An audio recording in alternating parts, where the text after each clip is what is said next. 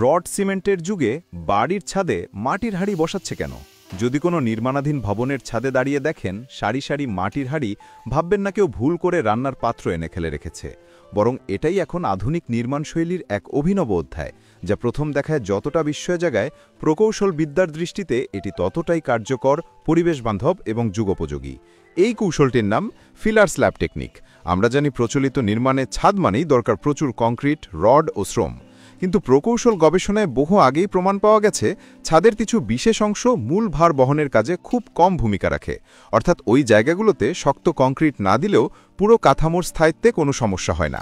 এই ধারণা থেকেই জন্ম নিয়েছে ফিলার স্ল্যাব, যেখানে ছাদের অপ্রয়োজনীয় অংশগুলো পূরণ করতে ব্যবহার করা হয় হালকা ও সহজলভ্য উপকরণ, ইট, ভাঙা টাইলস কিংবা সবচেয়ে জনপ্রিয় মাটির হাঁড়ি ও কলসি।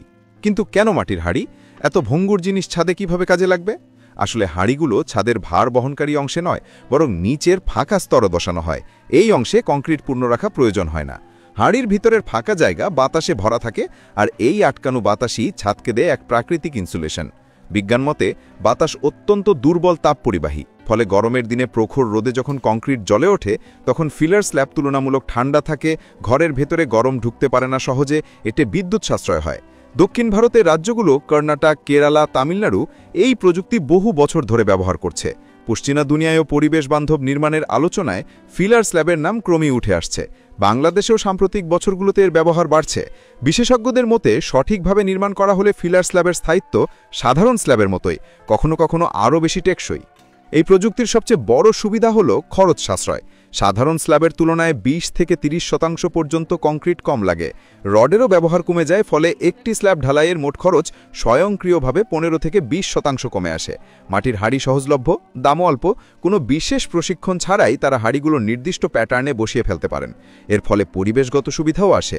কম কংক্রিট মানেই কম কার্বন ডাইঅক্সাইড নির্গমন, কম শক্তি ব্যয়। যখন বিশ্ব নির্মাণ শিল্পকে পরিবেশ বান্ধব করার আহ্বান জানাচ্ছে, তখন ফিলার স্ল্যাব সেই বড় উদ্দেশ্যকে সামনে রেখে এগোচ্ছে। কিন্তু অনেকেই প্রশ্ন তোলেন, যদি হাঁড়িগুলো ভেঙে যায়? বিশেষজ্ঞরা জানান ভাঙলেও কোনো ক্ষতি নেই, কারণ এগুলো শুধু ফাঁকা জায়গা পূরণের কাজ করে, ছাদের শক্তি বা লোড নেওয়ার জায়গায় এগুলো থাকে না।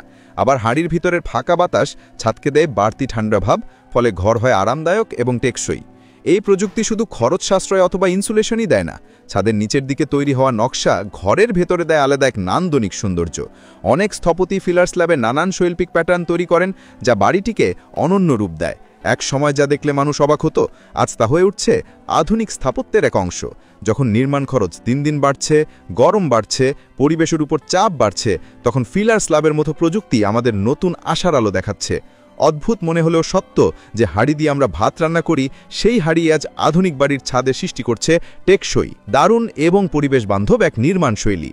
প্রকৌশল বিজ্ঞানের সৃজনশীল ব্যবহারে একটি সাধারণ মাটির পাত্র হয়ে উঠতে পারে বিস্ময়। রড সিমেন্টের যুগে বাড়ির ছাদে মাটির হাঁড়ি